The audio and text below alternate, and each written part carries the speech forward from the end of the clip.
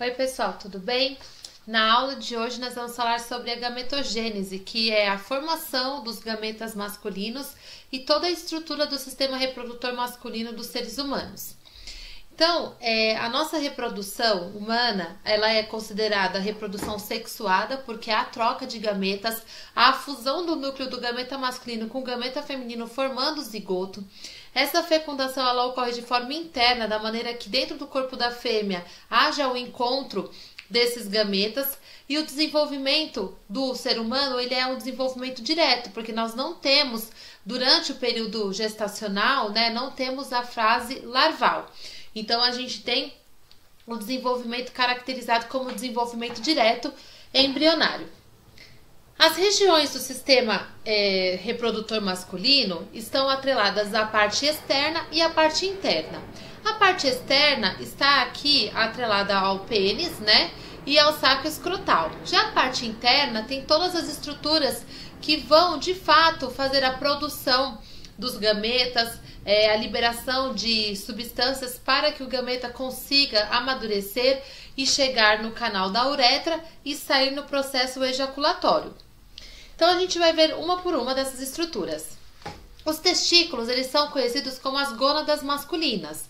Eles são protegidas pela bolsa escrotal e essa bolsa escrotal, ela permite que haja uma temperatura ideal para a produção dos gametas masculinos, que são os espermatozoides.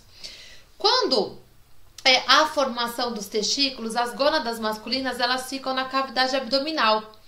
Depois, em torno da 9ª, 10ª semana, os testículos eles descem para a bolsa escrotal. Quando não acontece esse procedimento, quando isso não acontece e os testículos permanecem na cavidade abdominal, nós chamamos de criptorquidia. E ela precisa ser corrigida cirurgicamente, porque senão o homem acaba sendo estéril. Nos testículos existem centenas de túbulos seminíferos, que dentro desses túbulos seminíferos estarão as espermatogônias, que são as células em que vai acontecer a produção de espermatozoides, que a gente chama de espermatogênese. Aí também existem as células de Sertoli, que nutrem os futuros gametas, vão dando substâncias necessárias para que essas espermatogônias elas possam depois produzir de fato espermatozoide e eles serem maduros o suficiente para a capacidade reprodutiva. Então, olha só, o esquema de um testículo, nós temos aqui muitos túbulos seminíferos, e aí nesses túbulos seminíferos nós vamos ter aí as espermatogônias para a produção, então, do espermatozoide. Entre os túbulos seminíferos tem também as células chamadas de Leydig. Essas células são as células que produzem a testosterona, que é o hormônio que vai desencadear aí a espermatogênese, produção do espermatozoide e o seu futuro amadurecimento, para que ele possa ganhar flagelo lá no epidídimo e alcançar aí o ovócito feminino. O epidídimo é o local que fica acima do testículo, que recebe os espermatozoides recém-produzidos lá pelos túbulos seminíferos. Então, é nesse local que vai ter vários vasos sanguíneos, e aí depois vai promover aqui o amadurecimento do espermatozoide. Então, por ação de hormônios e pelas células de nutrição, os espermatozoides aqui ganham flagelo, ganham a sua mobilidade para que eles possam nadar em direção ao ovócito. No canal deferente, vai ter algumas secreções produzidas por diversas glândulas, e esses canais deferentes é por onde o espermatozoide sai do epidídimo para cair aí nesse local, e ele vai receber algumas secreções, justamente para que facilite a mobilidade do espermatozoide e também para que regule o pH da vagina, mas aí a gente tem um outro líquido que é produzido por uma outra região. É nesse local, no canal deferente, que há o corte no processo cirúrgico que a gente chama de vasectomia, a fim de que o homem ele não possa mais ejacular com o espermatozoide, que é o método contraceptivo, tá? Então, é nesse canal deferente que há o corte. Então, aqui, cada epidídimo tem um ducto deferente, e aqui que há a secção para a vasectomia. A vesícula seminal produz um líquido que nutre, né, e dá suporte ao espermatozoide. E ela vai, então, liberar esse líquido também nesse canal, justamente para facilitar a mobilidade do espermatozoide. A próstata também produz um líquido chamado líquido prostático, que é justamente para neutralizar a acidez natural da uretra masculina e também do pH vaginal, que esse pH ácido é tóxico e mata o espermatozoide.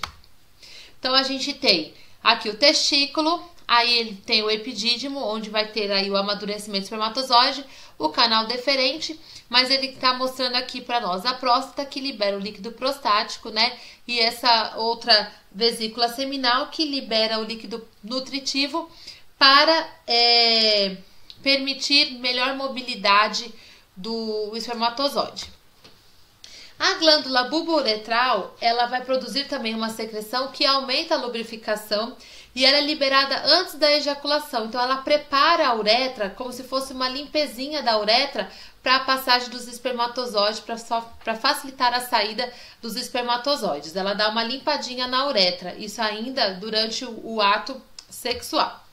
Então, ducto deferente. Aí tem a glândula bulbouretral e aqui essa glândula grandona é a próstata. A vesícula seminal aqui. Todas elas vão desembocar líquidos, né? Para encontrar aí o ducto deferente que vão cair na uretra.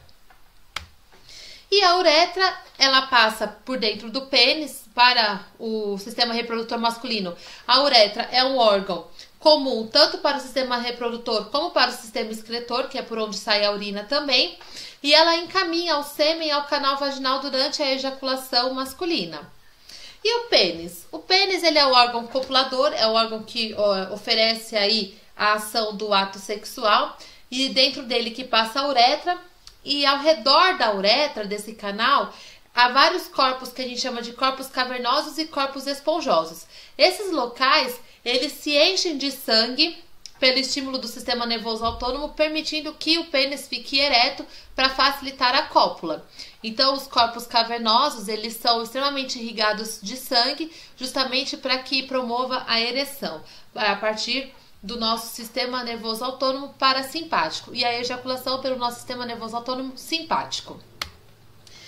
Os hormônios produzidos pela hipófise que vão influenciar na reprodução, né, na função reprodutora masculina.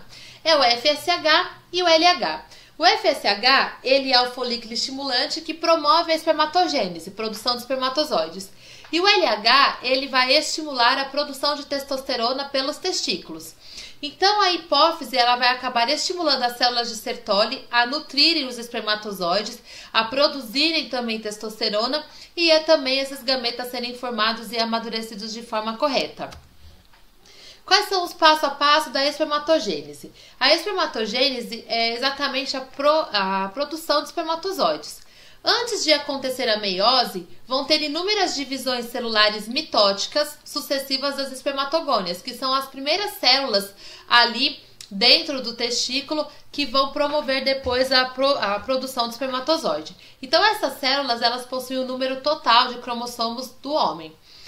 Aí elas vão se desenvolver com a mesma quantidade de cromossomos. Quando crescem, elas vão passar a se chamar de espermatócitos primários.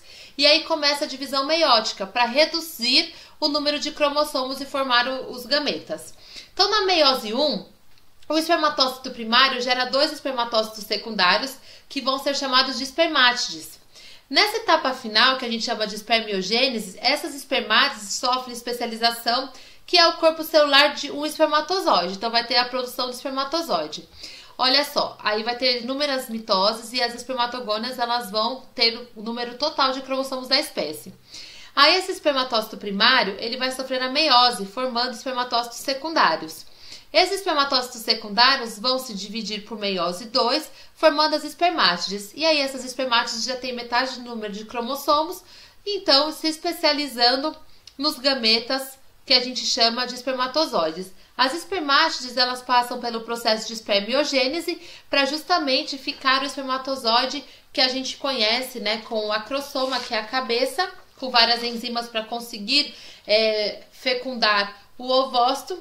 Então a gente tem o flagelo também para facilitar a sua locomoção. O volume médio do sêmen que o homem ejacula é mais ou menos de 3 ml, que pode variar de 2 ml a 6 ml de pessoa para pessoa. A cada ejaculação, há uma média de 200 milhões a 500 milhões de espermatozoides que são ejaculados por esses processos de produção de espermatozoide dentro do testículo e todas aquelas glândulas envolvidas no amadurecimento e na locomoção dos espermatozoides. Se você ficou com alguma dúvida, escreve para a Pro. Um beijo!